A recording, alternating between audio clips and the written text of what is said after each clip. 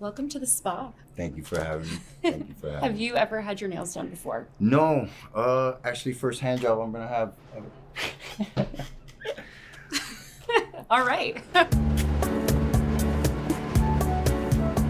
Bare-knuckle fighters aren't known for having the prettiest hands, but we are here to change that. I'm at the Del Aqua Salon and Spa in Brooklyn, New York, with the first ever super middleweight champion, Jose Fernandez, who's here to get his nails buffed before he starts throwing hands again. Jose, people don't wake up and decide they want to be bare-knuckle fighters. That's not like the dream job of a child. Yeah, definitely not. And if they wake up to that, it's kind of scary. Definitely pick another career. What got you into this very violent profession? I was an amateur boxer for a long time as a kid growing up. Life hadn't been too good to me. I bounced around in different directions in life, professional, unprofessional. And bare knuckle didn't seem too bad after everything I had been through. It was like, okay, whatever. We'll take the gloves off. I just got to make sure I don't get hit. When you're not training for fights, because it is pretty much your full-time job, because when you're not fighting, like you said, you work for the promotion, you actually build the Trigon, don't you? I do, yeah. Every time we go in there, I help set it up from the ground up. Do you kind of look at that as a live action film study in a sense, where you can go to these fights and scout? Oh yeah. I mean, I pay attention to every single detail. I get to look at the sport or the company in different aspects because, I'm not in camp. I can kind of mingle along with the other people in the company. I pay attention to every camera angle, how everything looks. You pay attention to the camera angles. Yeah. So does that influence your strategy inside the Trigon as far as, where you want the action to take place, knowing you're going to get the best angle? 100% from the walkout. I know what cameras to look at, where they're at, and I try to use it to my advantage. It's so much more, like I tell other fighters, it's not just fighting. This is it's entertainment too. Can we please learn about your service go? Benito, that's funny you said that. So my former coach, Tito, his mom owns a farm, and Benito's on the farm. I think they actually sold him now. But yeah, sorry, Benito. But when I had the title, we were thinking about maybe you should come out with a goat. But they immediately shut it down as soon as the cops saw and kind of kicked the goat out. You tried to bring him to weigh-ins. Yeah, to the weigh-ins, yeah. The service and goat. I kept telling him it was my service goat, but they didn't want to let him in. Maybe I should have brought him in through the back door or something. How do you get in that headspace to be angry? Because I think that's something I'm always so fascinated with fighters. I just get in that mindset where when I was a kid, sometimes I had to be that way to protect myself, So I just tap into that, but it comes down to like an instinctual thing. It's all inside of us. We're all capable of it. It's just the fact you have to bring it out, Let's go back to fight night. What is that ritual for you? I definitely pray. I pray with myself, my team. I have to listen to violent music and start getting that switch ready to be turned on. I've been here before, in and out of the Trigon. Some of the things I've been through in life, not even just the street. I've been diving, I've been attacked by sharks, several occasions. I know I've been through certain situations in life where this ain't that bad. If I do 5 minutes, 3 rounds, that's a quick 15 minutes. I just got to move my head. That's it. There is absolutely no way you can casually mention being attacked by sharks multiple times and us not talk about it. What? What happened? Yeah, so I haven't been able to do it, but I do spearfish back at home avidly. It's kind of like ringing the dinner bell when you're in the water. So there's been on occasions, been attacked by a hammerhead in the Keys. By far the last one was the scariest. I was on a kayak and I get attacked by a bull shark. I had to hit it with the tip of the spear and jump back on the kayak, loaded gun and everything. It was like exhilarating feeling. I didn't even want to get in 6 inches of water for a little while after. When something looks at you like a piece of shrimp on a plate, it's a little humbling. I kind of live on the wild side, so all that stuff helps me when it comes to doing bare knuckle. And like all of us that do bare knuckle, fighters are different. Bare knuckle fighters are extra different. It takes a special human being to want to do what we do. Do you think that's like a huge misconception that fans or even people who don't know the sport have, that you're all douchebags?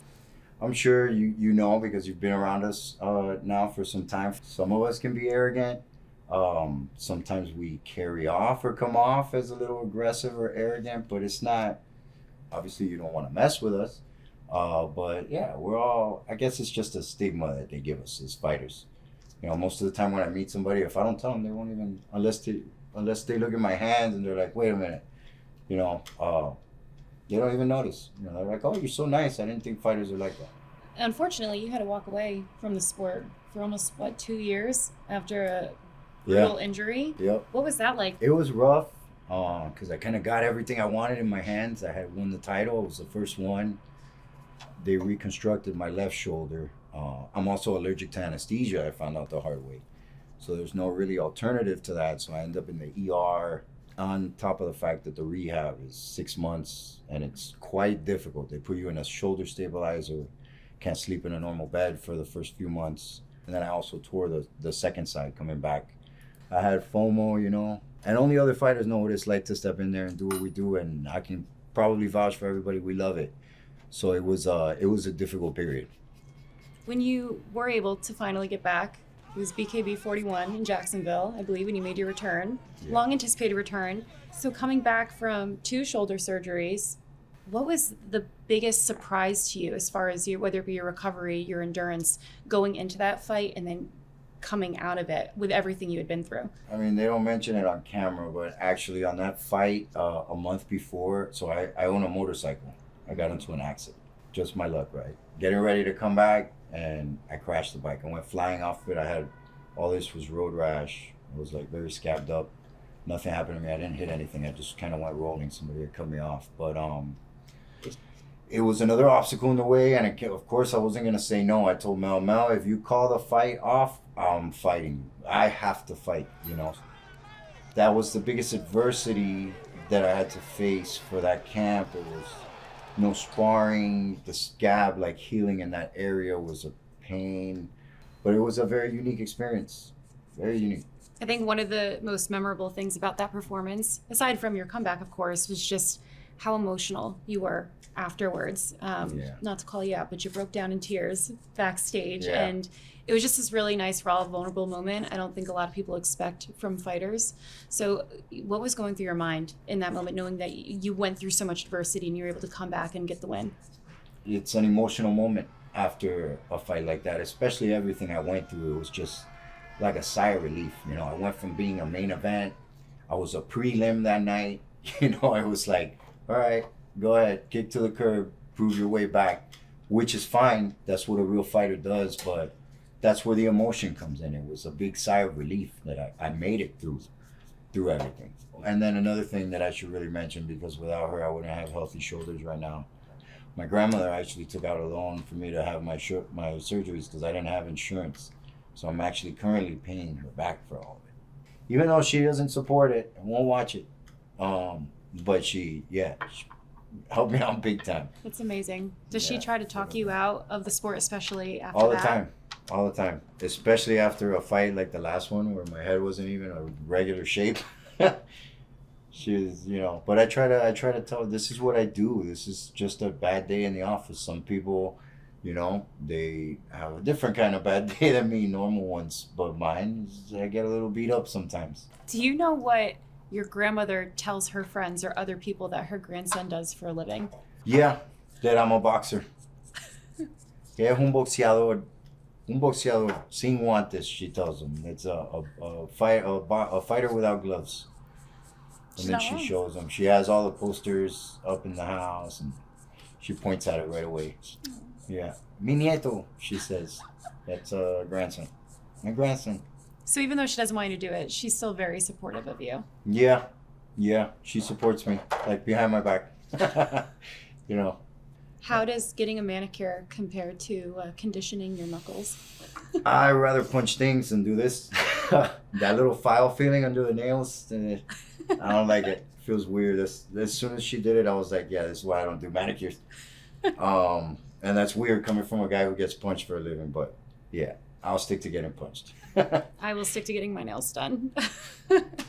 Well, thank you so much for spending the day at the spa with me. We look forward to great. seeing you in the Trigon and hopefully get the opportunity to fight for that belt again.